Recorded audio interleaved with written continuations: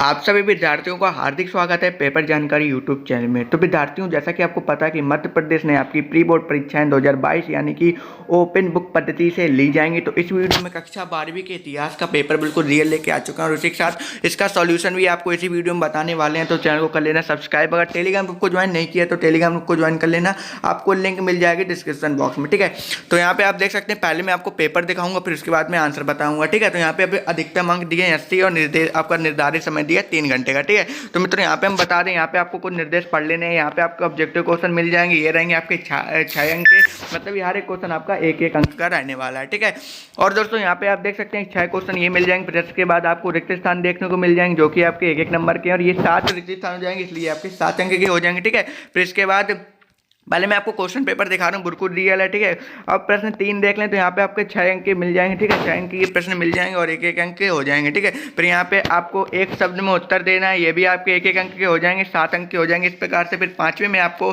सत्य असत्य बताना है, सही गलत बताना है। ठीक है, ये आपके 6 अंक के हो जाएंगे। फिर इसके बाद आपके यहाँ पे कुछ क्वेश्चन आंसर शुरू हो जाते हैं जो कि आपके पहले तो 2 अंक के मिलेंगे, जिन्हें हम बोलते हैं अति लघु उत्तरीय प्रश्न। ठीक है, फिर उसके बाद में आपको कुछ काफ़ी ज़्यादा क्वेश्चन है। फिर इसके बाद में आपको 2-2 अंक के बाद 3-3 अंक के मिलेंगे, जिन्हें हम बोल सकते हैं लघु उत्तरीय प्रश्न। ठीक है, इनका आंसर थोड़ा आपका लॉन्ग हो जाता है, थोड़ा सा और बड़ा हो जाता है, और फिर लास्ट में आपके लॉन्ग क्वेश्चन मिल जाएंगे जो कि आपके लंबे होते हैं। ठीक है, चलिए हम सीधे आपको आंसर बता देते हैं कि आपको इसको आंसर करने का है, तो सीधे आंसर की तरफ चलते हैं। ठीक है, और दोस्तों चैनल को सब्सक्राइब कर लेना बस। दोस्तों, हमने आपको कक्षा की 12वीं का जो आपका इतिहास का पेपर था उसका पूरा पेपर बता दिया। अब आंसर बता दे, तो यहाँ पे पहला ऑब्जेक्टिव प्रश्न है कि सबसे पहले अभिलेख किस भाषा में मिले। तो इसके सबसे पहले अभिलेख लिखे थे प्राकृतिक भाषा में। ठीक है, प्राकृतिक भाषा में मिले थे। दोस्तों आपको पता ही होगा कि ये मैं कहाँ से सॉल्यूशन बता रहा हूँ, अगर जिनको नहीं पता है तो थोड़ी देर में पता चल जाएगा। फिर दूसरा ऑप्शन दिया है वर्ण व्यवस्था का मुख्य अध्याय था। तो वर्ण व्यवस्था का मुख्य अध्याय आपका क्या था? स्वयं विभाजन। देखिए दोस्तों, यहाँ पे आप देख रहे हैं कि MP pre board exam class 12 Hindi full solution, जैसे ही आप इस लिंक में टच कर देंगे आपको कक्षा 12वीं का जो हिंदी का पेपर था, देखिए फुल सॉल्यूशन यहाँ पे आपको मिल जाएगा। तभी मैंने यहाँ पे लिंक दे दिया है, और वेबसाइट का नाम है nityastudypoint.com, आपको लिंक मिल जाएगी डिस्क्रिप्शन बॉक्स में। ठीक है, तो यहाँ पे आप देख सकते हैं जो हिंदी का है, तो यहाँ पे हिंदी का भी आपको कक्षा 12वीं हिंदी का भी पूरा पेपर यहाँ पे मैंने सॉल्व करके बता दिया है। तो देखिए यहाँ पे थोड़ा लोड होने में टाइम ले रहा है, लेकिन ये पूरा सोल्यूशन है। अगर आप अपने मोबाइल में खोलेंगे तो आपके पूरा ही यहाँ पे पूरा सोल्यूशन आ जाएगा। तो दोस्तों देख सकते हैं ये लिंक हो चुकी है। तो यहाँ पे आप देख सकते हैं कक्षा 12वीं हिंदी का तो पूरा सोल्यूशन यहाँ पे मैंने सभी प्रश्नों के बता दिए हैं। तो जल्दी से जाइए, आपको लिंक मिल जाएगी डिस्क्रिप्शन बॉक्स में। जैसे ही आप इस पर क्लिक करेंगे तो पहले आप इतिहास का सोल्यूशन कर देंगे, और वहीं पे मैंने आपको हिंदी की भी लिंक दे दी है, जिससे आप इसका भी सोल्यूशन कर लेंगे। यहाँ पे देख सकते हैं सभी प्रश्न को आपको मैंने एक एक करके पूरे 23 के 23 प्रश्न बता दिए हैं। यहाँ पे आप देख सकते हैं पूरे आपके 23 के 23 प्रश्न बता दिए हैं। ठीक है, चलिए हम आपको इतिहास का बता रहे थे। तो यहाँ पे आप देख सकते हैं सेकंड क्वेश्चन दिया कि करई कल्लाम अमैयाम किससे संबंधित था। तो ये भक्ति परंपरा से आपसे संबंधित है। ठीक है, तो यहाँ पे इसका आंसर आपको कर लेना है भक्ति परंपरा। ठीक है दोस्तों, टेलीग्राम को ज्वाइन नहीं किया तो आपको लिंक मिल जाएगी डिस्क्रिप्शन बॉक्स में। ठीक है, और अगर आप इस वेबसाइट पे आना चाहते हैं तो इसकी भी लिंक मिल जाएगी आपको डिस्क्रिप्शन बॉक्स में। आप जैसे इस पर क्लिक करेंगे तो आप सीधे इस वेबसाइट पर आके ये आंसर सीधे करने लगेगा। फिर दिया है भारत की राजधानी कलकत्ता से दिल्ली स्थानांतरित हुई। तो 1981 ईस्वी में यह आपकी स्थानांतरित हुई थी। फिर चलिए अगर देख लेते हैं सर की उपाधि किसने वापस की थी। तो रविन्द्रनाथ टैगोर ने वापस की, जो कि महात्मा गांधी ने उन्होंने दी थी। ठीक है, तो इन्हें फिर वापस ले ली थी। फिर देखिए अगस्त प्रस्ताव किसने प्रस्तुत किया। तो अगस्त प्रस्ताव आपका लॉर्ड लिथियांगो ने प्रस्तुत किया था। ठीक है, तो ये इसका आंसर हो जाएगा। आपका ऑब्जेक्टिव वाले आंसर बता रहे हैं पहले, फिर आपका यहाँ पे रिक्त स्थान शुरू हो जाते हैं। चलिए रिक्त स्थान के बता देते हैं। तो दिया है मौर्य काल में दान में दी गई भूमि को कहते हैं। तो मौर्य काल में दान में दी गई भूमि को ब्राह्मण देव कहते हैं। ठीक है, ब्राह्म देव कहते हैं। ठीक है, मतलब कि ब्राह्मणों को देना। फिर दिया गुप्त शासकों का राज चिन्ह था। तो विष्णु का वाहन गरुड़। ठीक है, गरुड़ एक पक्षी का नाम है जो आपने सुना होगा, जो चील के तरीके होता है। ठीक है, फिर दिया है चिश्ती संप्रदाय की स्थापना भारत में की थी। तो मोइनुद्दीन चिश्ती ने की थी इसकी भारत की, मतलब कि चिश्ती संप्रदाय की भारत में स्थापना। फिर दिया है कि जो ऋण अकबर किसानों को आवश्यकता पड़ने पर बीज औजार तथा पर खरीदने के लिए देता था उसे कहा जाता था। तो दोस्तों इसका आंसर नहीं मिला, अगर आपको मिला तो कमेंट बॉक्स में कमेंट करके बताइएगा, हम आपको पिन करके बता देंगे। ठीक है, वैसे भी हम थोड़ी देर में इसका आंसर आपको बता ही देंगे। फिर दिया है संथालों को बचने के लिए दिया गया भूभाग कहलाता है। तो दामिन एक कोह कहलाता है, तो आपको बता दें। ठीक है, तो इस प्रकार से आपको आंसर कर लेने हैं। ठीक है, फिर सर्वोदय योजना का प्रारंभ ने किया था। तो जयप्रकाश नारायण ने किया था। ठीक है, तो इसका आंसर हो जाएगा। फिर प्रश्न 30 देख लीजिए, सही जोड़ी आपको बनाना है। यहाँ पे आपको ये 6 अंक को देखने को मिलेगा, ठीक है। तो यहाँ पे हम बता दें तो यहाँ पे आपका जो आंसर हो जाएगा, तो पहले का आपका सिद्धार्थ, दूसरे का गौतम बुद्ध का बचपन का नाम, फिर इसके बाद मलिक मोहम्मद जैसी, फिर जो पद्मावत, फिर मोहम्मद शौकत अली, खिलाफत आंदोलन, खान अब्दुल गफ्फार खान, खुदाई खिदमत गार, ठीक है। चाल मुंबई में बहुमंजिला इमारतें होती है, राइटर्स बिल्डिंग कलकत्ता ने बनवाया गया महल, ठीक है। तो यहाँ पे इसका आपको आंसर कर लेना है, ठीक है। इस प्रकार से आपको हो जाएगा। चलिए फिर अब प्रश्न देख लेते हैं। तो प्रश्न दिया था गुप्त काल में कौन सा चीनी यात्री भारत आया था, तो फरयान सबसे पहले भारत आया था चीनी यात्री, ठीक है। फिर दिया है वैदिक काल में प्रचलित चारों आश्रमों के नाम लिखना है अपने, तो ब्रह्मचार्य, गृहस्थ, वनप्रस्थ, संन्यास आश्रम, ठीक है। तो ये आपके 7-7 अंक के एक वाक्य में उत्तर आपको देने हैं सबके।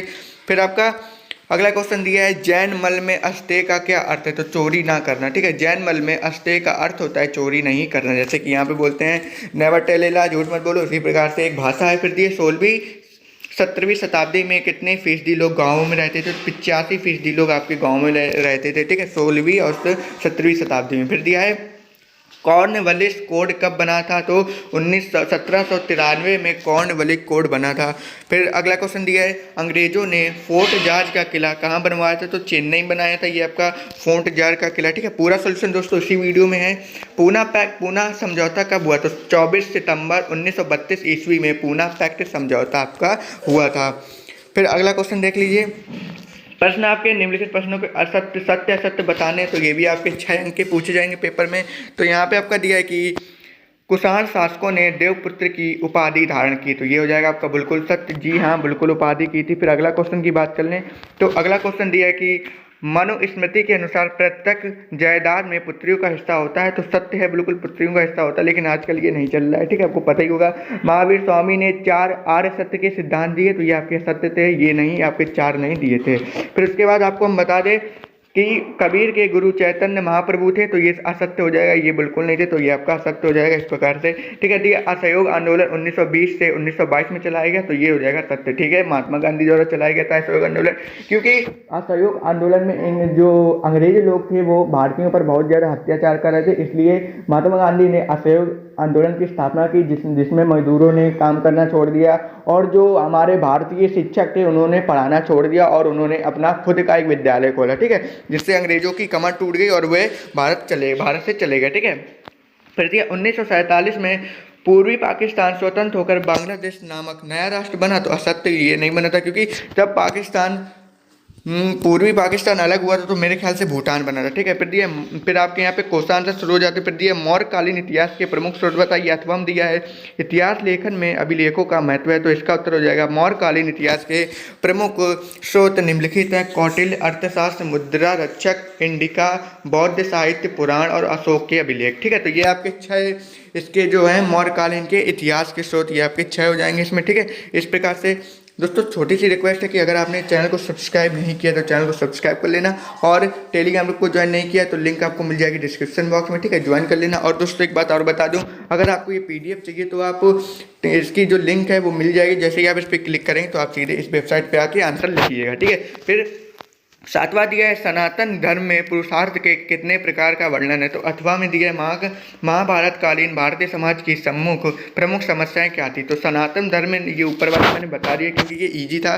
दिया सनातन धर्म में निम्नलिखित 4 पुरुषार्थों का वर्णन किया गया है, प्राय मनुष्य के लिए वेदों में 4 पुरुषार्थों का नाम लिया गया है, ठीक है। कौन कौन से नाम है, धर्म, अर्थ, काम और मोक्ष, इसलिए उन्हें पुरुषार्थ चतुष्ट भी कहते हैं। महर्षि मनु पुरुषार्थ चतुष्ट के प्रतिपादक हैं, ठीक है। तो इसका आंसर ये हो जाएगा आपका। फिर अगला क्वेश्चन, शालबंजिता कौन थे, अथवा हम दिया सम्राट अशोक द्वारा बनाए गए 2 स्तूपों का स्थापित स्थानों के नाम, तो यहाँ पे दिया गया है, देखिए यहाँ पे इसका आंसर दिया गया, तो दिया गया उत्तर सम्राट अशोक द्वारा बनवाए गए 2 स्तूपों वह स्थापित स्थानों के नाम, तो इसके जो आपके स्थान हो जाएंगे, तो इसके आपका पहला हो जाएगा कि ये सारनाथ का स्तंभ, यह स्तंभ धर्मचक्र परिवर्तन की घटना का स्मारक था और धर्म संघ की अक्षुण्णता बनाए रखने के लिए इसकी स्थापना की गई। फिर दूसरा हो जाएगा इलाहाबाद, वर्तमान में प्रयागराज हो चुका है, जो कि उत्तर प्रदेश में है, ठीक है। तो यहाँ पर ही आपका माध्यमिक शिक्षा परिषद का न्यायालय बना है का स्तंभ, यह स्तंभ इलाहाबाद किले के बाहर स्थित है, ठीक है। फिर आपका दिया है वैशाखी के स्तंभ, यह स्तंभ बिहार राज्य में वैशाखी में स्थित है। फिर रांची का सांची का स्तंभ, यह स्तंभ मध्य प्रदेश में सांची में स्थित है। ठीक है, तो सांची का स्तंभ बोलते हैं, जिससे आपको पता ही होगा। फिर अगले क्वेश्चन की बात कर लें तो नवा क्वेश्चन दिया है, हीनयान और महायान के अंतर को स्पष्ट करें। अथवा में दिया है आपका, बुद्ध के जीवन में लुम्बिनी व कुशीनगर स्थान का क्या महत्व है। ठीक है, तो उत्तर में आपको लिख देना है, ये मैंने आपको नवा बता दिया है, हीनयान और महायान में प्रमुख अंतर निम्नलिखित है। तो क्या अंतर आपका है, ठीक है, तो बताएंगे। दिया है, हीनयान महात्मा बुद्ध को अवतार नहीं मानते हैं, वे उन्हें केवल एक महापुरुष मानते हैं, जबकि महायानी बुद्ध को ईश्वर के समान मानकर उनकी अवतार के रूप में पूजा करते हैं। हीनयान शील और समाधि प्रदान है, जबकि महायान करुणा और प्रजा प्रदान है। हीनयानी व्यक्ति प्रयत्न और अच्छे कर्मों पर बल देते थे। ठीक है, तो इसका आंसर हो जाएगा आपका। फिर 10वां क्वेश्चन दिया है कि गुरु नानक की शिक्षाओं को लिखी। अथवा में दिया है, नयनान और विश्व शैवों ने किस प्रकार जाति प्रथा की आलोचना की। तो यहाँ पे मैंने गुरु नानक वाला आपको बता दिया, ये काफ़ी इजी था। ठीक है, गुरु नानक जी की 3 बड़ी शिक्षा खुशहाली ने जीने का मंत्र देती हैं। ये शिक्षाएं नाम जपो, किरण करो और वंड छको। ऐसी मान्यता है कि गुरु नानक देव जी अपने समय के सारे धर्म ग्रंथों से भली भांति परिचित थे। ठीक है, उनकी सबसे बड़ी सीख थी, हर व्यक्ति में, हर दिशा में, हर जगह ईश्वर मौजूद है। ठीक है, तो इसका ये आंसर हो जाएगा 10वें का। अब 11 नंबर क्वेश्चन की बात कर लें तो दिया है, 5वीं रिपोर्ट क्या थी। अथवा में स्थायी बंदोबस्त से कंपनी को क्या लाभ हुआ। तो इसका आंसर मैं बता दूं, इसका आंसर हो जाएगा सन 1893 ईस्वी में ब्रिटिश संसद में एक विस्तृत रिपोर्ट प्रस्तुत की गई, जिसमें एक रिपोर्ट 5वीं रिपोर्ट कहलाती थी। इस रिपोर्ट में भारत में ईस्ट इंडिया कंपनी के प्रशासन और क्रियाकलापों का वर्णन किया था। ठीक है, तो यहाँ पे इसका आंसर हो जाएगा, ये 5वीं रिपोर्ट वाला बता दिया गया है। इजी क्वेश्चन था, ये वाला थोड़ा लॉन्ग हो जाएगा, तो मैंने सोचा इजी बताया जाए। ठीक है, तो सभी आंसर बता रहे हैं। और 12वां क्वेश्चन की बात कर लें तो 12वां दिया है आपका, गार्मोनिक स्थापत्य शैली की कोई 2 विशेषता बतानी। नहीं तो आपको लिखना है, भारत में यूरोपीय उपनिवेशों की स्थापना के प्रमुख कारण थे। तो इसमें देखिए, मैंने आपको अंग्रेजों का भारत आगमन और ईस्ट इंडिया कंपनी के स्थापना का प्रमुख कारण पुर्तगाली व्यापारियों द्वारा भारत में अपनी वस्तुओं को बेचने के होने वाला अत्यधिक लाभ था, जिससे ब्रिटिश व्यापारियों को भारत के साथ व्यापार करने के लिए प्रोत्साहित किया गया। तो इसका जो आपका आंसर है, ये मैंने आपको 8वें वाले का बता दिया गया है। ठीक है, तो 8वें वाले का आप कर लीजिएगा आंसर। फिर क्वेश्चन नंबर 13। ठीक है, 13 में दिया, रॉलेट एक्ट पर संक्षिप्त टिप्पणी कीजिए। तो देखिए, रॉलेट एक्ट एक ऐसा एक्ट था जिसमें जो गुनाहगार नहीं होते थे उनको केवल शंका, मतलब कि शक के आधार पर दो साल तक जेल में रखा जाता था। तो ठीक है, तो इसमें क्या करना है, 8 मार्च 1919 में रॉलेट एक्ट लागू किया गया। यह एक ब्रिटिश सरकार द्वारा भारतीय क्रांतिकारियों को कुचलने के लिए सरकार ठीक है, तो सरकार यहाँ पे आपको रॉलेट एक्ट की कमेटी नियुक्त की गई। रॉलेट एक्ट की कमेटी, किडनी रॉलेट की कमेटी नियुक्त की गई। हमारे देश के राष्ट्रपिता मोहनदास करमचंद गांधी ने रॉलेट एक्ट का विरोध किया और अंग्रेजी ब्रिटिश सरकार की शैतानी लोगों की संज्ञा दी थी। ठीक है, तो इस एक्ट में क्या होता था, जो भारतीय लोग होते थे अंग्रेज, उनको केवल शंका के आधार पर उन्हें 2 साल तक जेल में रखा जाता था। ठीक है, तो इसी को हम क्या कहते हैं, इसी को रॉलेट एक्ट कहते हैं। फिर दिया उद्देश्य प्रस्ताव में किन आदतों पर जोर दिया गया था। अथवा राज्य के नीति निर्देशक तत्व न्याय नियोग हैं क्यों। तो इसका आंसर आपको बताना है। तो इसका आंसर की बात कर लें तो यहाँ पे देखिए, नीति के निर्देशक तत्व राज्य को यह निर्देश देते हैं कि वे लोक कल्याण की अभिव्यक्ति करके ऐसी सामाजिक व्यवस्था की स्थापना करें जिनमें सामाजिक आर्थिक और राजनीतिक न्याय प्रत्येक व्यक्ति के लिए सुनिश्चित हो। यह वह निर्देश है जो संविधान की प्रस्तावना में अंतर्निहित थे। तो यहाँ पे आपका चौथे का आंसर मैंने बता दिया है कि राज्य की नीति निर्देशक तत्व क्या नियोग है क्यों। ठीक है, तो कक्षा 12वीं इतिहास का पूरा सोल्यूशन दोस्तों बताया जा रहा है। तो चैनल को सब्सक्राइब कर देना, वीडियो को लाइक कर देना और अपने दोस्तों को भी शेयर कर देना। आपको लिंक मिल जाएगी डिस्क्रिप्शन बॉक्स में टेलीग्राम ग्रुप पे। ठीक है, फिर क्वेश्चन नंबर 15 दिया है, भारतीय संविधान की विशेषताओं पर प्रकाश डालना है। फिर संविधान सभा में दलित जातियों के अधिकारों के संरक्षण के विषय में क्या कहा गया था। तो भारत का संविधान 465 अनुच्छेद जो 25 भागों और 12 अनुसूचियों में लिखे थे। हालांकि संविधान की कई विशेषताएं जैसे धर्मनिरपेक्ष राज्य, संघवाद, संसदीय सरकार इत्यादि। भारत का संविधान 26 जनवरी 1950 को लागू हुआ था, जिसमें 395 अनुच्छेद, 8 अनुसूची और 22 हिस्से थे। यह दुनिया का सबसे विस्तृत लिखित संविधान है। ठीक है, तो दोस्तों ये आप जानते होंगे जो 26 जनवरी को हम मनाते हैं रिपब्लिक डे। ठीक है, तो 26 जनवरी को हम रिपब्लिक डे बनाते हैं, तो आपको पता ही होगा। फिर क्वेश्चन नंबर 16 की बात कर लें तो दिया उत्तर मौर्य काल में विकसित राजस्व के विचारों की चर्चा कीजिए। अथवा में आपका दिया गया है छठी शताब्दी ईसा पूर्व के सिक्कों के अध्ययन में किस प्रकार इतिहासकारों को विभिन्न प्राचीन व्यवस्थाओं के बारे में जानकारी मिलने में सहायता मिली, वर्णन करना है। तो इसका आंसर देखिए, इसका आंसर हमने यहाँ पे लिखा गया है। तो इसका आंसर होगा उत्तर वैदिक काल में शासक अपनी शक्ति को बढ़ाने के लिए यज्ञों का सहारा लेते थे। यह यज्ञ बहुत से ब्राह्मणों द्वारा लंबे समय तक करवाए जाते थे। इन यज्ञों में राजसूय यज्ञ, वाजपेय तथा अश्वमेध यज्ञ बहुत थे, जिनके माध्यम से राजाओं को दैवी शक्तियाँ प्राप्त होती थी। ठीक है, तो इसका आंसर ये कर लेना है आपको। तो यहाँ पे आपका ये वाला आंसर हो जाएगा, कर लीजिएगा। फिर दिया क्वेश्चन नंबर 17, लिंगायत कौन थे, सामाजिक एवं धार्मिक क्षेत्र में उनके योगदान की व्याख्या कीजिए। फिर दिया बौद्ध धर्म के 4 आर्य सत्य। तो ये बौद्ध धर्म के 4 आर्य सत्य मैंने आपको बताए। तो इसका होगा दुख, संसार में दुख है, पहला है समुदय, दुख के कारण निरोध, दुख के निवारण मार्ग, निवारण के लिए अंतागित मार्ग है। ठीक है, तो यहाँ पे आपका 17 का आंसर हो गया। 18 का आंसर बता दें तो 18वां दिया है आपका भारतीय समाज में तंबाकू की फसल का प्रसार किस प्रकार हुआ, अथवा दिया है जजमानी व्यवस्था का क्या अर्थ है। तो यहाँ पे मैंने आपको जजमानी अर्थव्यवस्था का बता दिया है आंसर। तो यहाँ पे आपको इसका आंसर लिख लेना है। ठीक है, यह कहा जा सकता है कि यजमानी प्रथा वितरण की व्यवस्था है, जिसमें उच्च जाति के भूस्वामी परिवारों को विभिन्न निम्न जातियों जैसे बढ़ई, नाई, कुम्हार, लोहार, धोबी, भंगी आदि के द्वारा सेवाएं उत्पाद उपलब्ध करवाए जाते हैं। सेवादार जातियों को कमीन कहा जाता है, जबकि सेवियों को यजमान कहा जाता है। ठीक है, तो ये 18 क्वेश्चन हो गया। अब 19वें क्वेश्चन बता देते हैं। तो 19वां दिया आपका द्विराष्ट्र सिद्धांत क्या अर्थ है, यह किस प्रकार के भारतीय इतिहास की एक मिथ्या धारणी थी। तो यहाँ पे आपको यही वाला मैंने आपको आंसर बता दिया है, नीचे देख सकते हैं। ठीक है, तो दोस्तों लिंक आपको मिल जाएगी डिस्क्रिप्शन बॉक्स में, सीधे आप इस वेबसाइट पे आके आंसर लिख सकते हैं। ठीक है, द्विराष्ट्र सिद्धांत के अनुसार भारत में हिंदू एवं मुसलमानों के 2 अलग अलग राष्ट्र हैं, इसलिए वे एक होकर नहीं रह सकते। यह सिद्धांत इस आधार पर मिथ्या था कि मध्यकाल में हिंदू तथा मुसलमानों ने एक झांसी संस्कृति का विकास किया। ठीक है, झांसी 1857 की क्रांति में वे भी एकजुट होकर लड़े थे। ठीक है, तो इसका आंसर आपका ये हो जाएगा।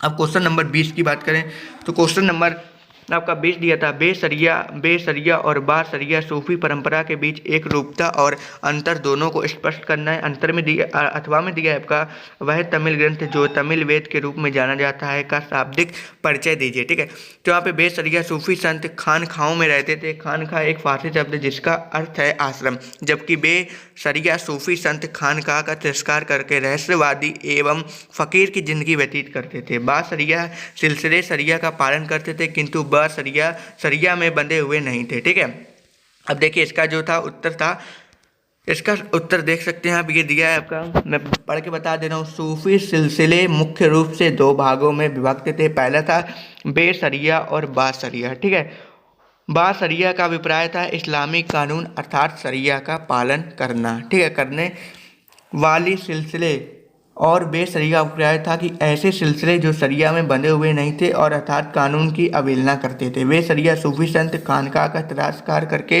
रहस्यमय तरीके से रहते थे। तो इसका आप कर लीजिएगा। ठीक है, क्वेश्चन नंबर 22 की बात करें तो 22 दिया है आपका भवन निर्माण के नवगाथिक शैली का इंडो सार्वजनिक शैली को समझाइए। तो ये आपका आंसर आप कर सकते हैं। ठीक है, 22 का। फिर ये आपका 22 क्वेश्चन स्वदेशी आंदोलन से आप क्या समझते हैं, तो ये आपका 22 का आंसर। ठीक है, फिर इसके बाद 23 का आंसर देख सकते हैं। तो 23 का आंसर आपका ये दिया गया है। तो इस प्रकार से आपका पूरा पेपर सॉल्यूशन हो जाता है।